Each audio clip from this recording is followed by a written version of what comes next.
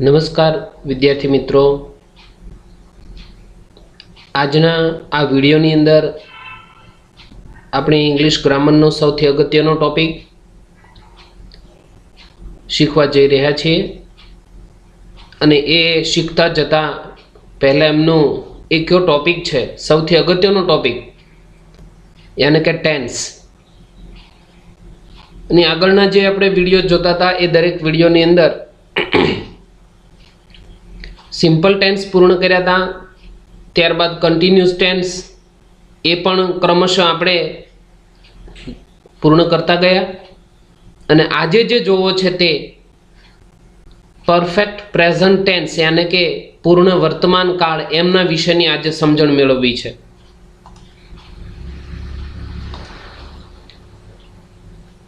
આ પૂર્ણ વર્તમાન કાળ એટલે શું, પહેલા તો એ સમજી લઈએ. અને એ સમજતા પૂર્વે એક આછેરી તમને એક ઝલક આપી દઉં કે સૌથી પ્રથમ જ્યારે સિમ્પલ ટેન્સ આપણે શીખતા હતા ત્યારે એક વસ્તુને યાદ રાખી લઈએ કે કોઈ પણ સાદો કાળ છે એ ક્રિયાપદના મૂળ રૂપ વિના ન બને, સિવાય કે સાદો ભૂતકાળ જેમાં ક્રિયાપદનું ભૂતકાળનું રૂપ આવે છે. એટલે કે ક્રિયાપદના મુખ્યત્વે 3 રૂપ છે: ક્રિયાપદનું મૂળ રૂપ, ક્રિયાપદનું ભૂતકાળનું રૂપ અને ક્રિયાપદનું ભૂતકૃદંતનું રૂપ. આ ત્રણેય રૂપો છે એ આવડતા હોવા જરૂરી છે. કાળ શીખતા પૂર્વે એમની પૂર્વ શરત છે. આ પૂર્વ શરત અનુસાર જો તમને કાળના દરેક ક્રિયાપદો મતલબ ક્રિયાપદના ત્રણેય રૂપો આવડે છે તો આપણને કાળ શીખવામાં તદ્દન સરળતા રહેવાની. જો ચાલુ કાળ તમે ભણવા માંગો છો તો ક્રિયાપદને આઈએનજી વાળું રૂપ, એટલે આઈએનજી રૂપ હંમેશા ક્રિયાપદના મૂળ રૂપને જ લાગે.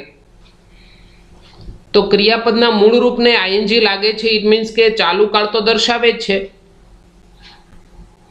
જો એ આઈએનજી વાળા ક્રિયાપદની આગળ એમિઝાર છે તો ચાલુ વર્તમાન કાળ, એમિઝારની આગળ ભૂતકાળના ટુ બી છે વોઝ કે વેર, તો વોઝ કે વેર પછી આઈએનજી વાળું ક્રિયાપદ આવે તો ચાલુ ભૂતકાળ.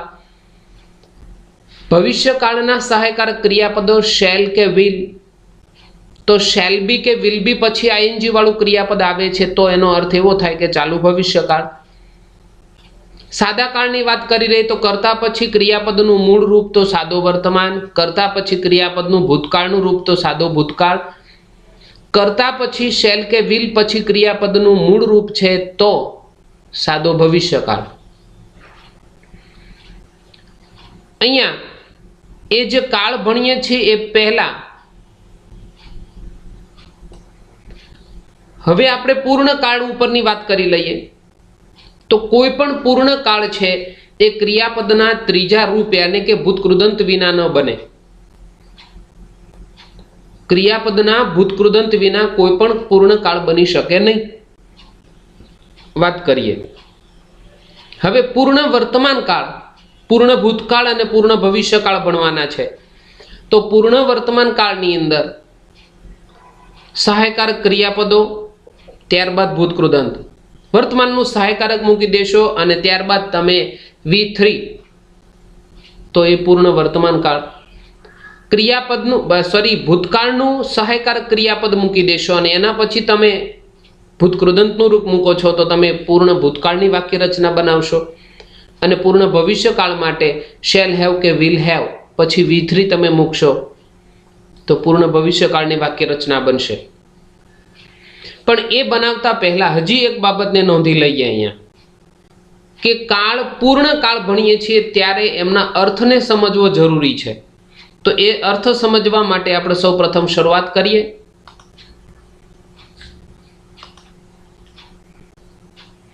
પૂર્ણ વર્તમાન કાળ.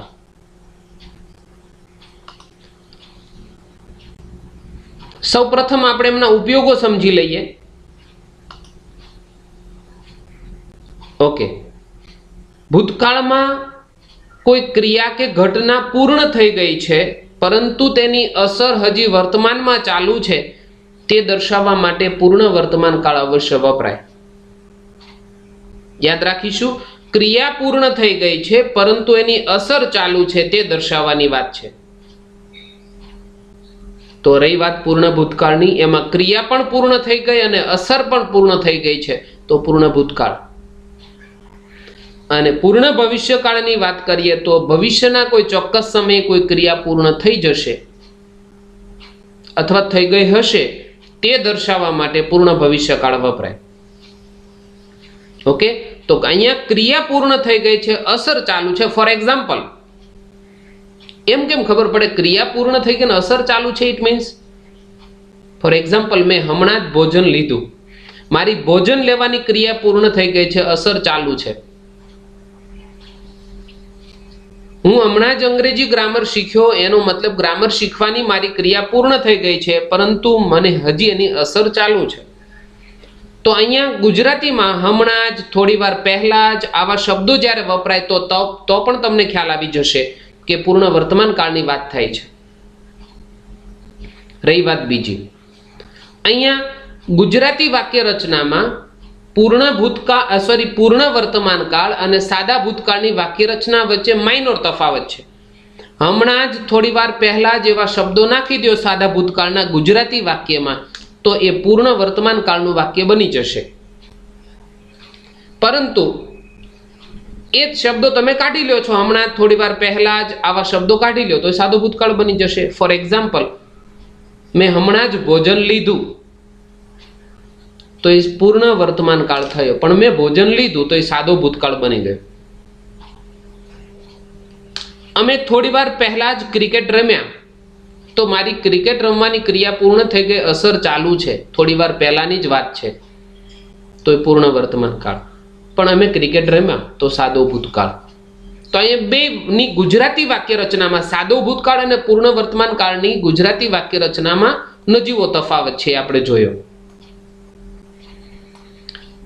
ત્યારબાદ હવે કાળદર્શક શબ્દો તરીકે સામાન્ય રીતે કયા કયા શબ્દો આવવાના છે તો અહીંયા આપણે જોતા જઈશું. Just, just now, already, ever, never, yet, very recently, so far, till now, up till now જેવા શબ્દો સાથે પૂર્ણ વર્તમાન કાળ વપરાય. મતલબ આ કાળદર્શક શબ્દો થયા જેને આપણે કી વર્ડ્સ કહીએ છીએ, અથવા તો ચાવીરૂપ શબ્દો, અથવા તો કાળની ઓળખ માટેના શબ્દો. આમાં એટલો કોઈ શબ્દ તમને વાક્યમાં દેખાય છે તો ઇટ મીન્સ કે એ વાક્ય તમને પૂર્ણ વર્તમાન કાળની સ્પષ્ટ ઓળખ આપે છે. એમનાથી આગળની વાત કરીશું.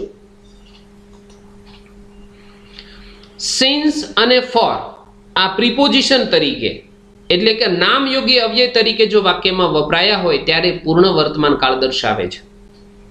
ઓકે, તો અહીંયા આપણે એના યુસેજીસ, એમના કાળદર્શક શબ્દો, આ બાબતોને નિહાળી હવે જોવા જઈ રહ્યા છીએ આપણે વાક્યમાં કર્તા તરીકે ત્રીજો પુરુષ એકવચનનું નામ કે સર્વનામ. જોજો, ત્રીજો પુરુષ એકવચનનું સર્વનામ તો હી, શી, ઇટ, અને નામ હોય તો કોઈ પણ એક પુરુષ જાતિ તો હી, કોઈ પણ એક સ્ત્રી જાતિ માટેનું શબ્દ વપરાય, નામ વપરાયું તો શી, અને કોઈ પણ એક નાન્યચર જાતિ એટલે કે પશુ, પક્ષી કોઈ પણ અથવા નિર્જીવ વસ્તુ તો ઇટ. તો અહીંયા આ લખેલા હી, શી, ઇટ એ સર્વનામ હોય કે નામ હોય ત્યારે તેમની સાથે સહાયકારક ક્રિયાપદ તરીકે હેઝ વપરાશે. યાદ રાખીશું, વર્તમાન કાળના બે સહાયકારક ક્રિયાપદો, એક હેવ અને બીજું હેઝ. જ્યારે કર્તા તરીકે હવે ત્રીજો પુરુષ એકવચન સિવાયના, એટલે કે પહેલો પુરુષ એકવચન બહુવચન એટલે કે આઈ અને વી, બીજો પુરુષ એકવચન અને બહુવચન યુ અને યુ, ત્રીજો પુરુષ બહુવચનનું નામ કે સર્વનામ, એટલે કે ત્રણેયની વાત કરીએ, આઈ અને વી પહેલો પુરુષ એકવચન બહુવચનનું સર્વનામ છે, યુ તો એ બીજો પુરુષ એકવચન બહુવચનનું સર્વનામ છે, અને ધે એ ત્રીજો પુરુષ બહુવચનનું સર્વનામ છે.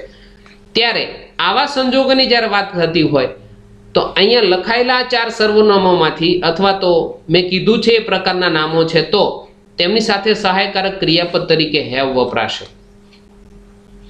ઓકે, એનો મતલબ ઇન શોર્ટ એટલું યાદ રાખીએ કે થર્ડ પર્સન સિંગ્યુલરનું નાઉન હોય કે પ્રોનાઉન હોય એમની સાથે હંમેશા સહાયકારક ક્રિયાપદ તરીકે હેઝ, અને એ સિવાયના first person singular plural, second person singular plural અને third person only plural form કેનું નાઉન કે પ્રોનાઉનનું તો એમની સાથે હંમેશા હેવ વપરાશે. તો આઈ, વી, યુ અને ધે સાથે હેવ અને હી, શી, ઇટ સાથે હેઝ. પછી નામ હોય કે આ મહિલું કોઈ સર્વનામ હોય ત્યારે એમની સાથે હેવ હેઝનો આપણે સમજ કેવી રીતે હેવ હેઝ લાગે એની સમજ મેળવી. ત્યારબાદ પૂર્ણકાળની રચના આપણે પહેલી જ વાત કરી ચૂક્યા કે કોઈ પણ પૂર્ણકાળની રચના બનતી હોવાથી ક્રિયાપદના ભૂતકૃદંતના રૂપો આવડતા હોવા જરૂરી છે અને ક્રિયાપદના ત્રણેય રૂપો આવડતા હોવા જોઈએ. એ કાળ શીખતા પહેલાની પૂર્વ શરત છે. ઓકે,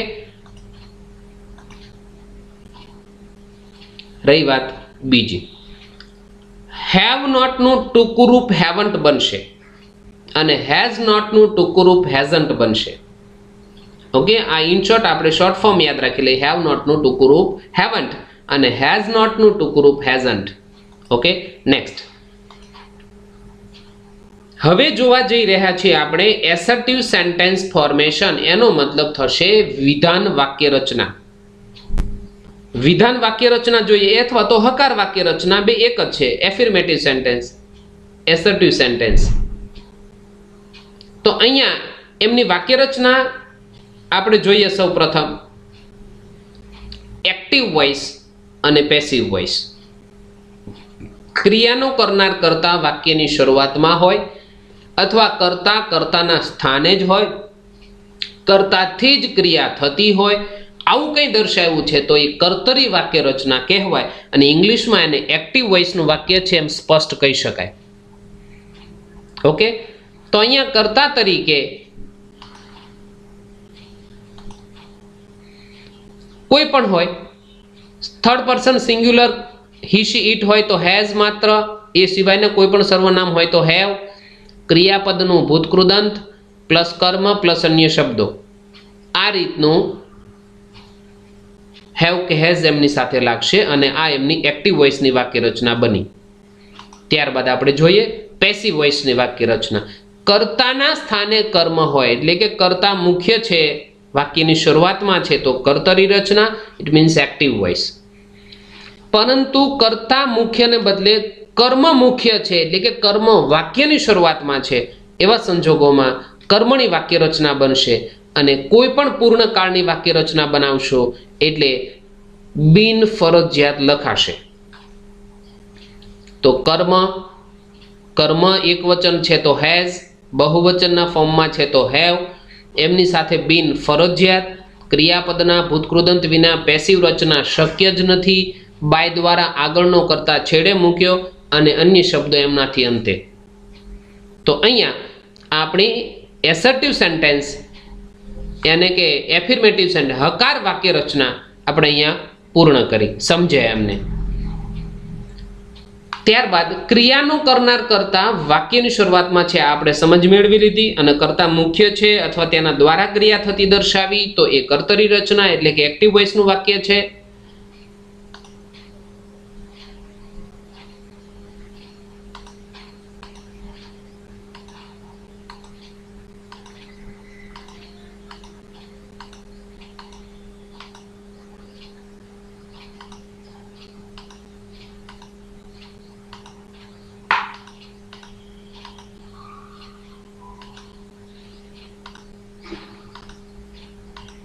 અહીંયા આપણે એક્ટિવ પેસિવ વાક્ય રચના સમજ્યા.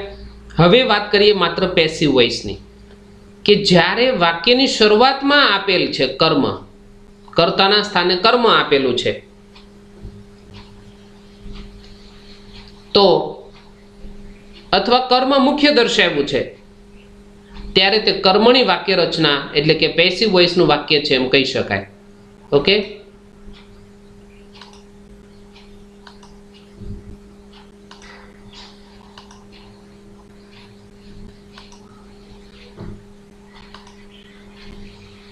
with example now we are going to understand, we are going to explain with example. તમે હમણાં જ પત્રો લખ્યા તો સાદો ભૂતકાળ બની જાય, સિમ્પલ પાસ્ટ ટેન્સનું સેન્ટેન્સ બની જશે ઇન ગુજરાતી.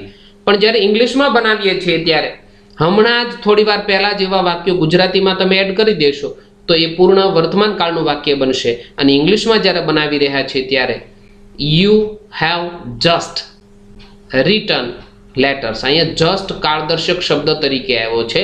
તો એમની આગળ કર્તાને આધારે યુ છે એટલે હેવ, એ સિવાય થર્ડ પર્સન સિંગ્યુલર વધતો હેઝ, બાકી ભૂતકૃદંત તો કમ્પલસરી છે. ત્યારબાદ કર્મ લેટર્સ.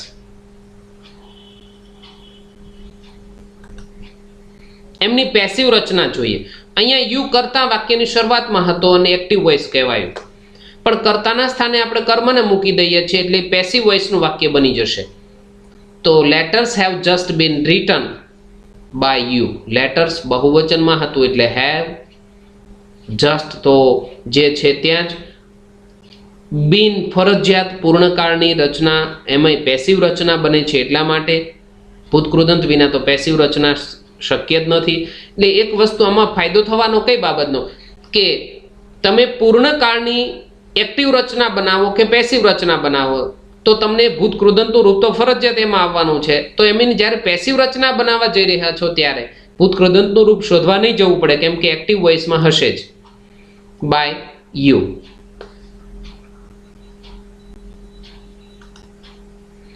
નિશાંતે થોડીવાર પહેલા જ ગૃહ કાર્ય પૂર્ણ કર્યું. તો Nishant has finish his homework just now. તો અહીંયા હુ થી પ્રશ્ન પૂછતા જે જવાબ મળે કર્તા, વોટ થી પ્રશ્ન પૂછતા જે જવાબ મળે કર્મ કહેવાય. કોણે થોડીવાર પહેલા ગૃહ કાર્ય કર્યું? તો નિશાંતે. તો એ કર્તા થયો. નિશાંતે થોડીવાર પહેલા શું પૂર્ણ કર્યું? તો ગૃહ કાર્ય. એ કર્મ કહેવાય. તો હિઝ હોમવર્ક એને આપણે આગળ લીધું. Has been finish by Nishant just now. મેં હમણાં જ એક નવો મોબાઈલ ખરીદ્યો. એક્ઝામ્પલ છે, જરૂરી નથી ખરીદ્યો હોય, એક્ઝામ્પલ પૂરતો આપણે સમજીએ. એક્ટિવ વોઇસનું વાક્ય જોઈએ. I have just bought a new mobile. Passive વોઇસનું વાક્ય આપણે સમજીએ. મેં કોણે નવો મોબાઈલ ખરીદ્યો? તો મેં, એટલે હું કર્તા થયો. પણ મેં શું ખરીદ્યું? એક નવો મોબાઈલ. તો એ કર્મ થયું. તો અ ન્યૂ મોબાઈલ કર્તાના સ્થાને આપણે કર્મ મૂકી દીધું. એક વચન હતું એટલે અહીંયા કર્તા પછી હેવ હતું તો અહીં કર્મ પછી હેવ જ લખાય જરૂરી નથી. કર્તાને આધારે એક્ટિવ વોઇસમાં હેવ કે હેઝ લખાય, કર્મને આધારે પેસિવ વોઇસની અંદર હેવ કે હેઝ લખાય. તો પેસિવ વોઇસમાં કર્મ એક વચન હતું એટલે હેઝ. અહીંયા આઈ, વી, યુ અને ધે સાથે હેવ આવે નિયમ પ્રમાણે એટલે ત્યાં હેવ લખ્યું. અહીંયા હેઝ. જસ્ટ બીન ભૂતકૃદંત. બાય શબ્દ છે એમનું ભૂતકૃદંત બોટ. By me. અહીંયા આઈ હતો એનું બાય મી થયું. કેમ? એની પાછળનું કારણ એ કે વાક્યની શરૂઆતમાં કર્તા હતો એટલે કર્તા વિભક્તિનું રૂપ બને, પણ કર્તા જ્યારે કર્મના સ્થાને જાય છે ત્યારે કર્મ વિભક્તિનું રૂપ બને. તો આઈ તો એનું કર્મ વિભક્તિ મી. વી તો બાય અસ. યુ હોય તો બાય યુનું યુ જ રહેશે. હી તો બાય હિમ. શી હોય તો બાય હર. ઈટ હોય તો બાય ઈટનું ઈટ જ રહેશે. ધે હોય તો બાય ધેમ. આ રીતે આપણે કર્તા વિભક્તિ અને કર્મ વિભક્તિના સર્વનામો પણ આપણને આવડતા હોવા જરૂરી છે.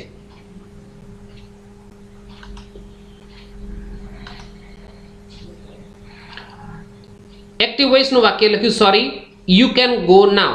આ શક ધાતુ વાળું વાક્ય છે, શક્યતા દર્શાવતું. પણ એની સાથેનું અન્ય વાક્ય છે પૂર્ણ વર્તમાન કાળનું છે. જો I have sold all the tickets. Sorry you can go now. હવે તમે જઈ શકો છો, મેં બધી ટિકિટો વેચી દીધી છે. તો આપણે એનું પેસિવ વોઇસનું વાક્ય કેવી રીતે બનાવીએ? Sorry you can go now. એમની પેસિવ રચના બનાવતા નથી. All the tickets. મેં શું વેચી નાખ્યું? શું થી પ્રશ્ન પૂછતા જે જવાબ મળ્યો એ કર્મ. What have I sold. મેં શું વેચ્યું? All the tickets. તો ઓલ ધ ટિકિટ્સ એ કર્મ થયું. Have been sold by me. આ એમની પેસિવ રચના બની.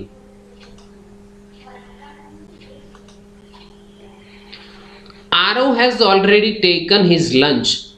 એક્ટિવ વોઇસનું વાક્ય છે કેમ કે ક્રિયાનો કરનાર કરતા વાક્યની શરૂઆતમાં છે. એક વચન હતું, અહીંયા આરવ લખું કે હી લખું એનાથી કોઈ ફરક નથી પડતો. તો ત્રીજો પુરુષ એક વચન, હું નથી, તમે નથી, ત્રીજી વ્યક્તિ છે આરવ, થર્ડ પર્સન છે ને એમાં એકલી વ્યક્તિ છે એટલે એક વચન. તો થર્ડ પર્સન સિંગ્યુલર, એમની સાથે હેઝ ઓલરેડી કાળદર્શક શબ્દ છે. V3 વગર તો પૂર્ણકાળ ન બને. His lunch, his lunch has already been taken by Aarav. તો હિઝ લંચ કર્મ આગળ આવ્યું, એને આધારે હેઝ ઓલરેડી બીન પૂર્ણકાળની પેસિવ રચના બનાવીએ છીએ એટલે by Aarav. Now next example, my brother has recently started a new business. તો અહીંયા my brother third person singular છે એટલે એમની સાથે has, recently કાળદર્શક શબ્દ છે, ભૂતકૃદંત વિના કોઈ પણ પૂર્ણકાળ ન બને. તો started a new business એ કર્મ થયું.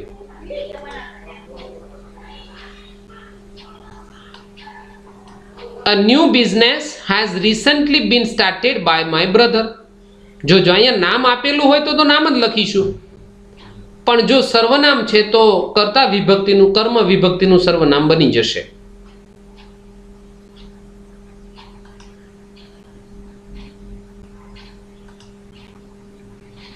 We have not visited Kashmir for many years. ઘણા વર્ષોથી અમે કાશ્મીરની મુલાકાત લીધી નથી. એક્ઝામ્પલ છે, કદાચ ગયા પણ હોય. Next example, mister Joshi has written his poem since 2010. 2010માં મિસ્ટર જોશીએ આ કાવ્ય લખ્યું છે. મિસ્ટર નિલેશભાઈ જોશી એમણે 2010માં કાવ્ય લખ્યું છે, બની શકે. તો અહીંયા આ ફોર, આ 7 નંબરના જે એક્ઝામ્પલ છે એમાં ફોર છે એ કાળદર્શક શબ્દ તરીકે વપરાયું. આમ તો પ્રિપોઝિશન તરીકે પણ કામ કરે છે એટલે પૂર્ણ વર્તમાન કાળનો સ્પષ્ટ ઉલ્લેખ કરે છે. અહીંયા સિન્સ પછી કોઈ પણ સાલવારી હોય, અહીંયા ફોર પછી સામાન્ય રીતે ડ્યુરેશન ઓફ ટાઈમ અને સિન્સ પછી સામાન્ય રીતે પીરિયડ ઓફ ટાઈમ. તો સિન્સ પછી સામાન્ય રીતે સાલવારી લખેલી હોય અને ફોર પછી સામાન્ય રીતે આ રીતે many years, 2 years, 5 months, 3 months, 2 days એ રીતના હોઈ શકે. એમની પેસિવ રચનાની વાત કરીએ તો his poems have been written by Mr. Joshi since 2010. Okay, interrogative sentence formation જોવું છે. પ્રશ્ન વાક્ય રચનાને જ્યારે જોઈ રહ્યા છીએ ત્યારે કરતા બહુ વેરી ઇઝી છે, તદ્દન બાબત ઇઝી લાગશે આપણને, કેમ કે અહીંયા કરતા પછી હેવ કે હેઝ આવતું હતું એના બદલે હવે કરતાની પહેલા મૂકી દો અને વાક્યના છેડે ક્વેશ્ચન માર્ક મૂકી દો એટલે પ્રશ્ન વાક્ય રચના તદ્દન સરળતાથી બની જવાની. જોયું, કરતા તરીકે હેવ કે હેઝ એની પાછળ મૂકતા હતા તો વિધાન વાક્ય રચના બનતી હતી, પણ કર્તાની પહેલા હેવ કે હેઝ મૂકી દો, આગળ કર્તાની આગળ મૂકી દો, કર્તાની પહેલા મૂકી દો તો એનો મતલબ એ પ્રશ્ન વાક્ય બનશે. પણ હા, જ્યારે પ્રશ્ન વાક્ય બનાવો છો ત્યારે ફરજિયાત ક્વેશ્ચન માર્ક એમની પાછળ લખાવવું જોઈએ.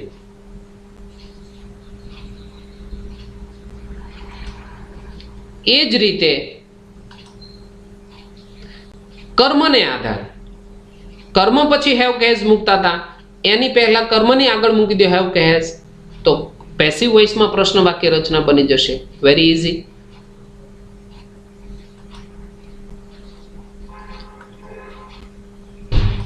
પૂર્ણ વર્તમાન કાળમાં કર્તરી રચના એટલે કે એક્ટિવ વોઇસ અને કર્મણી રચના એટલે કે પેસિવ વોઇસમાં પ્રશ્ન વાક્ય બનાવવા માટે માત્ર કર્તા કે કર્મ પછી આપેલ સહાયકારક ક્રિયાપદ કોણ, હેવ અથવા હેઝ, બેમાંથી જે પણ ઉપસ્થિત છે, હાજરી છે, એને કર્તા કે કર્મની આગળ મૂકી દેવામાં આવે અને વાક્યના અંતે પ્રશ્ન ચિહ્ન ફરજિયાત મૂકવામાં આવે એટલે ઇન્ટરોગેટિવ સેન્ટેન્સ પૂર્ણ વર્તમાન કાળનું બની જાય.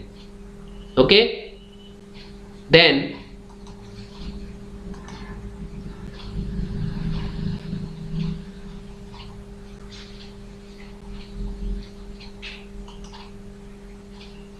for example, have you ever visited the Taj Mahal? અહીંયા એવર શબ્દ છે, સામાન્ય રીતે પ્રશ્ન વાક્યમાં જ આવે છે, કાળદર્શક શબ્દ તરીકે કામ કરશે. નેવર છે એ હંમેશા નકાર વાક્યમાં આવતું હોય છે. તો have you ever visited the Taj Mahal? તમે ક્યારે તાજમહેલની મુલાકાત લીધી છે? એવરનો અર્થ અહીં થશે ક્યારે. Has the teacher left his classroom since 10 o'clock? શું શિક્ષકે 10 વાગે એમનો ક્લાસરૂમ છોડી દીધો? Has Kartik drawn nice pictures just now? શું કાર્તિકે હમણાં સુંદર ચિત્રો દોર્યા? તો Kartik has drawn nice pictures just now, તો એ વિધાન વાક્ય બને. પણ કાર્તિક પછી આવતું સહાયકારક ક્રિયાપદ વર્તમાનનું હેઝ છે એનું કર્તાની પહેલા મૂકી દો, એટલે કે કાર્તિકના નામની પહેલા મૂકી દો, તો એ વિધાન વાક્ય બની ગયું. પેસિવ રચના બનાવી તો nice pictures have been drawn by Kartik just now, તો પેસિવ રચનાનું એ વિધાન વાક્ય બને. પણ હું અહીંયા નાઇસ પિક્ચર્સ પછી આવતું હેવ કે હેઝ છે એની પહેલા મૂકી દઉં, એની આગળ લઈ લો, તો પેસિવ રચનામાં પ્રશ્ન વાક્ય બની જાય.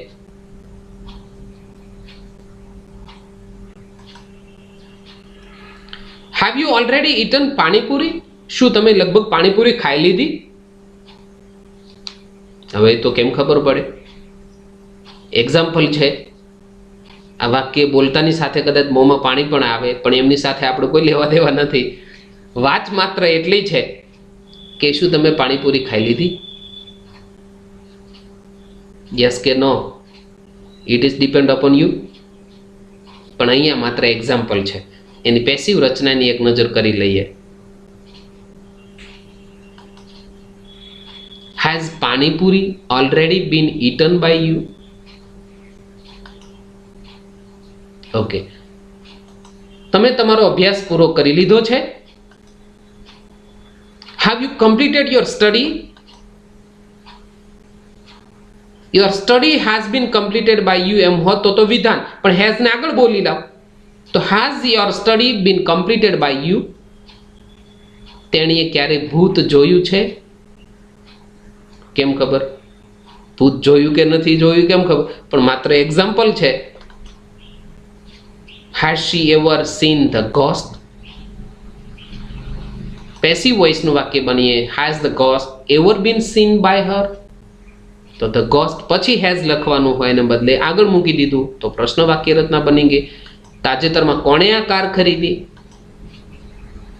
Who has recently bought this car? હું વાળું પણ વાક્ય છે, એમની પેસિવ રચના બને. આમાં માત્ર કર્તા ગાયબ છે, ક્રિયાપદ છે, સહાયકારક ક્રિયાપદ છે, ત્યારબાદ કર્મ છે, અન્ય શબ્દ પણ હોઈ શકે.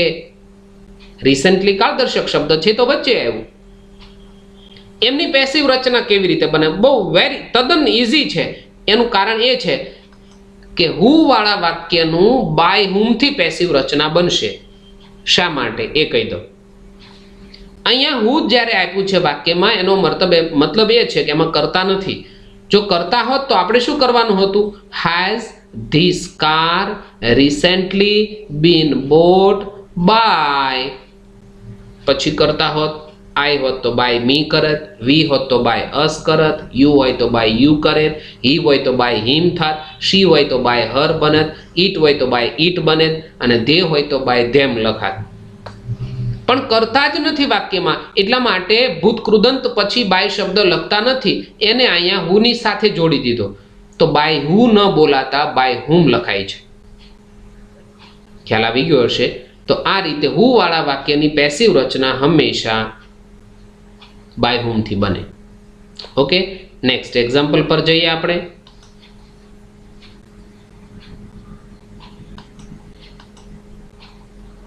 નેગેટિવ સેન્ટેન્સ ફોર્મેશનની વાત કરીએ.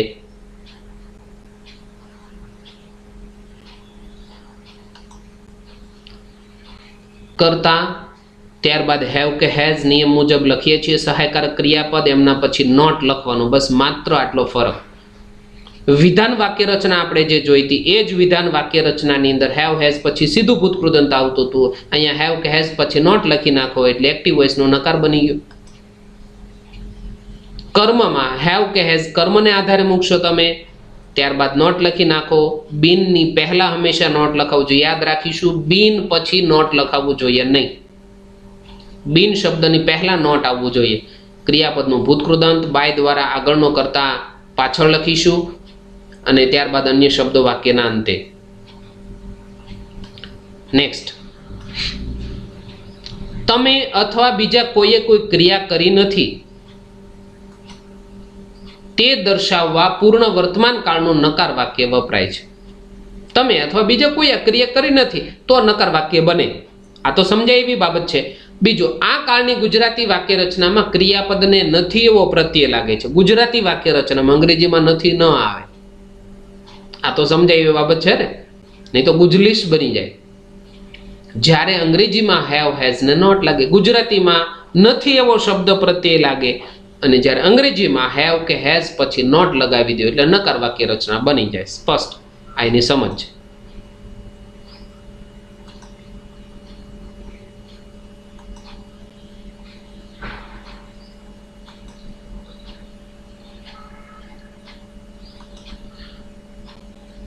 એક્ઝામ્પલ જોઈએ.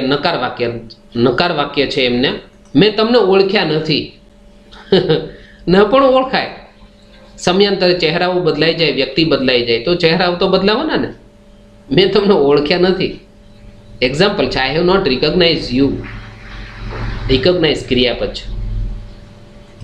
તો યુ કર્તા તરીકે, સોરી કર્મ તરીકે હતું એક્ટિવ વોઇસમાં, એ આગળ આવશે તો આગળનો કરતા પાછળ જશે પેસિવમાં. તો યુ એમની સાથે have, not, been, recognise by me. અહીંયા મારા દ્વારા ક્રિયા થતી દર્શાવી છે. તો પહેલામાં હું એક્ટિવ વોઇસ તરીકે, કર્તા તરીકે કામ કરતો હતો, પણ હવે મારા થકી ક્રિયા દર્શાવી, એટલે કે કર્મ થકી ક્રિયા દર્શાવવાની વાત થઈ. હવે પેસિવ. યાદ રાખીશું કે પેસિવ રચનાની ગુજરાતી વાક્ય રચના જ્યારે બોલીએ ત્યારે થી, વડે, દ્વારા આવા શબ્દો આવે. મેં તમને ઓળખ્યા નથી, તમને મારાથી ઓળખાયા નથી, તમે મારાથી ઓળખાયા નથી, તમે મારા વડે ઓળખાયા નથી, તમે મારા દ્વારા ઓળખાયા નથી. આ રીતની એમની નકાર વાક્ય રચના બને. થી, વડે, દ્વારા એવા શબ્દો પેસિવ વોઇસ એટલે કે કર્મણી વાક્ય રચના દર્શાવે.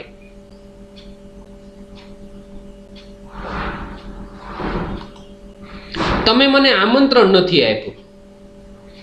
માત્ર એક્ઝામ્પલની વાત કરીએ છીએ, એવું ન લગાવતા કે આમંત્રણ ન આપ્યું. આમંત્રણની વાત પછી સામાન્ય રીતે આવા વ્યક્તિઓ ધોખા કરતા હોય ને કે લે મને જમવાનું આમંત્રણ ન આપ્યું, મને એમના લગ્ન પ્રસંગમાં આમંત્રણ ન આપ્યું.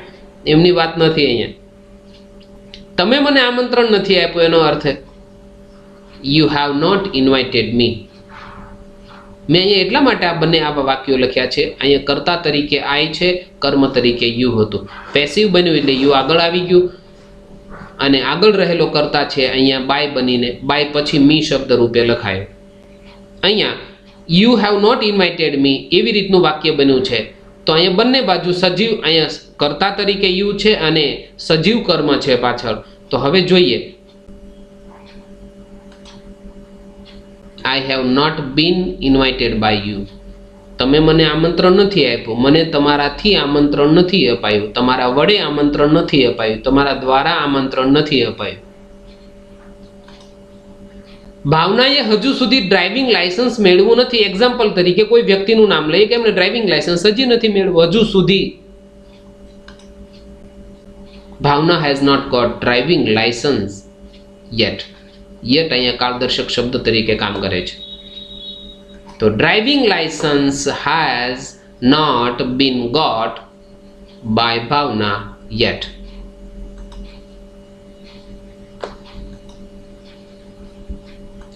ઓકે, હવે અહીંયા કાળની એક્સરસાઇઝ જોઈ છે આપણે. એમની હકાર, નકાર, પ્રશ્નાર્થ આ દરેક વાક્ય રચનાઓ જોઈ. એસર્ટિવ સેન્ટેન્સ, ઇન્ટરોગેટિવ સેન્ટેન્સ અને negative sentence we have learned. પણ હવે એમની એક્સરસાઇઝ જોઈ લઈએ એટલે થોડો મહાવરો થશે. આમના દરેકના આન્સર છે તમારે જાતે ફિલઅપ કરવાનો છે. ન ભરી શકો તો મેં નીચે આન્સર રૂપે તો આપેલા જ છે. વી બ્લેન્ક નેવર બ્લેન્ક અ હિન્દી સોંગ. મેં ક્યારેય હિન્દી ગીત નથી ગાયું. પણ ન ગાઈ શકે એવું જરૂરી થોડું છે કે બધા ગાઈ શકતા હોય. અમુકના ગળામાં કાગડાએ માળો મૂક્યો હોય, ન પણ ગાઈ શકે. ઓકે, તો વી સાથે હંમેશા હેવ આવશે. એક્ટિવ વોઇસનું વાક્ય છે એટલે માત્ર બીજી ખાલી જગ્યામાં સિંગનું ભૂતકૃદંત સંગ થશે. સિંગ, સેંગ અને સંગ. તો ભૂતકૃદંતના રૂપ વિના પૂર્ણકાળ ન બને, ભૂતકૃદંતના રૂપ વિના પેસિવ રચના ન બને, એટલે સિંગનું ભૂતકૃદંતનું રૂપ સંગ થશે. તો વી હેવ નેવર સંગ અ હિન્દી સોંગ. આ રીતનું વાક્ય બનશે. પ્રશ્ન વાક્ય આપ્યું, પહેલું મેં વિધાન આપ્યું તો બીજું પ્રશ્ન વાક્ય છે. Blank you ever blank chess. તમે ક્યારે ચેસ રમ્યા છો? તો યુ સાથે હેવ આવે, પણ એ પાછળ મૂકવાને બદલે આગળ મૂકી દો તો પ્રશ્ન વાક્ય બનશે. તો હેવ યુ એવર, પ્લેનું ભૂતકૃદંત પ્લેડ, કેમ કે એના વિના તો પૂર્ણકાળ નથી બનવાનો. તો have you ever played chess? Kavya blank just blank this assignment. Just અહીંયા કાળદર્શક શબ્દ તરીકે કામ કરશે. કાવ્યા ત્રીજો પુરુષ એકવચન છે એટલે એના માટે હેઝ, ને કાવ્યા વાક્યની શરૂઆતમાં છે એટલે એક્ટિવ વોઇસનું વાક્ય છે. કાવ્યા હેઝ જસ્ટ. રીડનું ત્રીજું રૂપ પણ રીડ જ થાય. આવા અનિયમિત ઇરેગ્યુલર વર્બ્સ છે કે જેના ત્રણેય રૂપો સમાન છે, એટલે કે V1, V2 અને V3 ના રૂપ સમાન આવતા હોય તો અહીંયા રીડનું રીડ જ રહેશે. તો Kavya has just read this assignment.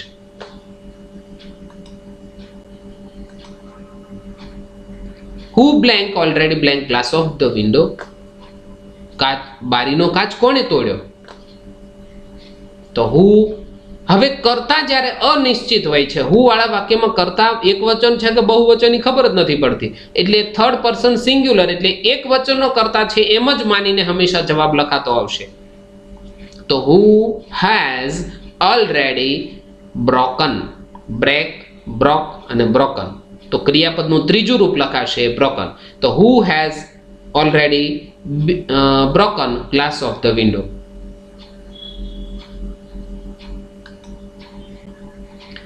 This bicycle.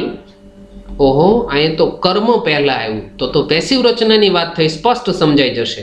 કાળદર્શક શબ્દ યેટ છે પાછળ એટલે એ પણ ખ્યાલ આવ્યો. પૂર્ણ વર્તમાન કાળ છે તો પૂર્ણ વર્તમાન કાળની પેસિવ રચના. અહીંયા આ બાયસિકલની વાત છે, બાયસિકલ્સ નથી. એક વચન છે એટલે હેઝ આવશે પહેલી ખાલી જગ્યામાં. અને તમને ખ્યાલ છે પેસિવ રચના હોય પૂર્ણ કાળની તો એમાં બિન ફરજિયાત લખાય, અને ભૂતકૃદંત વિના પેસિવ જ ન બને. તો this bicycle has not been repaired by Sanidhya yet. આ રીતના એના જવાબો આવશે. છતાં પણ મેં નીચે એમના આન્સર્સ લખ્યા છે ઓનલી ફોર યોર નોલેજ. માત્ર તમારી સમજણ પૂરતા અહીંયા આન્સર લખ્યા છે. નેક્સ્ટ પેજ ઉપર હજુ એક્સરસાઇઝ આપી છે, એમના પર જઈએ.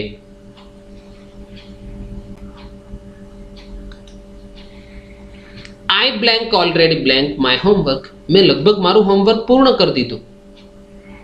હમણાં જ મારું હોમવર્ક પૂર્ણ કરી દીધું. તો આઈ હેવ ઓલરેડી, પહેલી ખાલી જગ્યાની અંદર લખીશું હેવ ઓલરેડી. ડુ નું ભૂતકૃદંત ડન થશે. ડુ, ડીડ અને ડન. ડુ મૂળ રૂપ, ડીડ ભૂતકાળનું રૂપ અને ડન ભૂતકૃદંતનું રૂપ. તો I have already done my homework. આ રીતે સેન્ટેન્સ નંબર 6 નો આન્સર થશે. ત્યારબાદ many questions blank by our teacher for 2 days. અહીંયા ફોર શબ્દથી ડ્યુરેશન ઓફ ટાઈમ દર્શાવ્યો છે અને પ્રિપોઝિશન તરીકે કામ કરે છે. તો અહીંયા ચોક્કસ પૂર્ણ વર્તમાન કાળનું વાક્ય છે, અને ફોર ચાલુ પૂર્ણ વર્તમાન કાળની વાક્ય રચનામાં પણ કાળદર્શક શબ્દ તરીકે કામ કરશે, પણ અત્યારે અહીંયા માત્ર પૂર્ણ વર્તમાન કાળની વાત કરીએ છીએ. મેની ક્વેશ્ચન્સ, ઘણા બધા ક્વેશ્ચન છે, એક નથી. એક હોત તો હેઝ. મેની ક્વેશ્ચન્સ છે એટલે have. Many questions have passive રચના છે. જો બાય અવર ટીચર શબ્દ પાછળ છે અને કર્મ આગળ છે તો હેવ બીન સોલ્વ. સોલ્વ છે ક્રિયાપદ, એને ઈ તો આપેલો છે, માત્ર ડી લગાવો એટલે ભૂતકૃદંત બની જશે. તો many questions have been solve by our teacher for 2 days.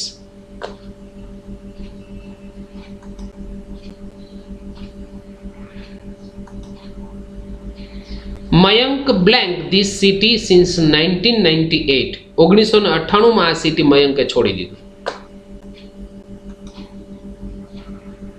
તો Mayank has left this city.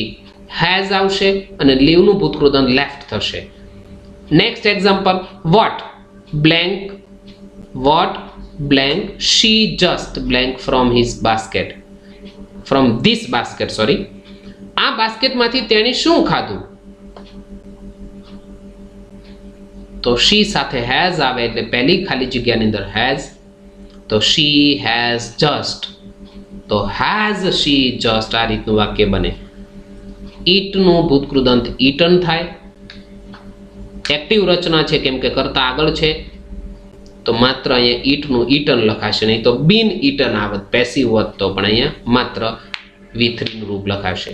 તો what has she just eaten from this basket? આ બાસ્કેટમાંથી તેણે શું ખાધું? અને ત્યારબાદ by whom, ફરીથી પેસિવ રચના આવી આપણને સ્પષ્ટ સમજાઈ જશે કેમ કે who હોત તો એક્ટિવ રચના અને by whom હોય તો પેસિવ રચના. આ આપણે નજરે રાખીશું. blank an old bike blank just now. કોના દ્વારા આ બાઇક ધોવાય? આ જૂની બાઇક કોના દ્વારા ધોવામાં આવી? તો by whom. an old bike છે, જૂનું બાઇક, એક જ બાઇકની વાત છે, બાઇક્સ નથી, નહીં તો have આવત, એક છે એટલે has. તો by whom has an old bike, passive રચના છે એટલા માટે been, વોશ ને ઈડી લગાવીશું, વોશ just now. ઓકે, ભૂતકૃદંતનું રૂપ પણ આપણને હવે અહીં માત્ર આપણી સમજ માટે એમના આન્સર્સ પણ લખ્યા છે, તો એ આન્સર્સ આપણે માત્ર નોંધી લઈએ. પહેલી ખાલી જગ્યામાં have પ્લસ done 6 નંબરમાં. 7 નંબરનું જે એક્ઝામ્પલ છે have been solved. Exercise number 8 has left. 9th ની અંદર આવશે has been eaten અને 10 ની અંદર આવશે has been washed. તો અહીંયા આપણે આ વિડીયોને પૂર્ણતા તરફ લઈ જઈએ છીએ અને આશા રાખું છું કે અહીંયા આપણે ખૂબ સારી એવી બાબત સમજમાં આવી છે. આ વિડીયોના અનુસંધાને ઘણા બધા મારા દ્વારા પ્રયત્નો કરી આપના સમક્ષ વધુને વધુ સારો આ પ્રકારનો ગ્રામરનો એક ક્વોલિટી બેઝ વિડીયો આપના સુધી પહોંચાડવા માટે હું કટિબદ્ધ છું. એના માટે મારા તરફથી સઘન પ્રયાસો થઈ રહ્યા છે, પરંતુ આપ તમામ વિદ્યાર્થીઓને માટે વધુને વધુ વિડીયો હજી પહોંચાડવા છે. તો ફરી એકવાર કહું, મારા વિડીયોને લાઈક કરશો, શેર કરશો અને સબસ્ક્રાઈબ કરશો. ફરી અહીંયા બનાવવામાં આવેલા એ તમામ વિડીયોઝ પ્રાઇમરીના વિદ્યાર્થીઓથી લઈને સેકન્ડરી, હાયર સેકન્ડરી કે કોઈ કોમ્પિટિટિવ એક્ઝામની પ્રિપેરેશન કરતા એ વિદ્યાર્થીઓને અતિ ઉપયોગી સાબિત થશે. હવે આ કાળને આધારે વિદ્યાર્થીઓને જે પૂછાય છે એમની એક્ઝામની અંદર, તો ભાઈ બોર્ડના વિદ્યાર્થીઓ છે એમના માટે કમ્પ્લીટ ધ સેન્ટેન્સ, આ વાક્ય પૂર્ણ કરો. મલ્ટિપલ ચોઇસ MCQ ના રૂપે પૂછાય. fill in the blanks with the appropriate form of the verbs given in the brackets. કૌંસમાં આપેલું ક્રિયાપદનું યોગ્ય રૂપ મૂકીને ખાલી જગ્યા પૂરો.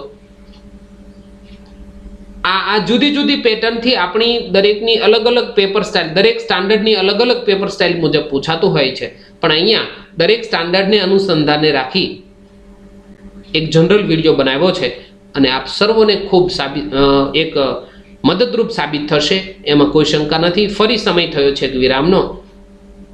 અહીંયા આપણે લેક્ચર પૂર્ણ કરીએ છીએ. ત્યાં સુધી જોતા રહો ઇંગ્લિશનો લેક્ચર. Good bye.